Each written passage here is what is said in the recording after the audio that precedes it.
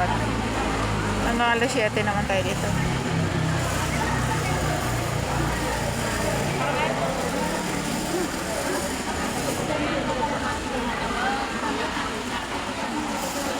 Tigil ang blackout. Para ayaw ko magpunta na.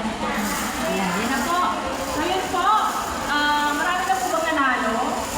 Wala pa. One thing is for sure, wait nung masaya yung nanalo. So yun po, ito galing po kami ng single for LPC. Ngayon po ay under po kami ng single sa nag-CLP na po kami sa Kahol.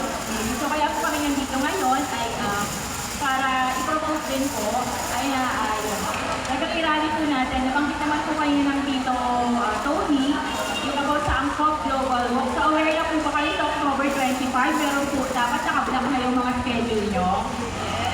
Okay. Sana po lahat po na nandito kasama po yung mga pamilya natin ay magkita-kita po tayo sa Bermosa, Portsmouth. 4 AM po ang start ng walk. So, yun po. This is the first time po. Usually, meron po tayo natin ng global walk. Pero this time, meron po tayong fun run.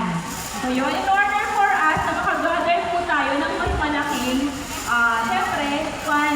Para the more na marami po tayong mag-iho na pondo, the more na marami po tayong mapapaaral na estudyante, mga kaparian. Okay po ba yun?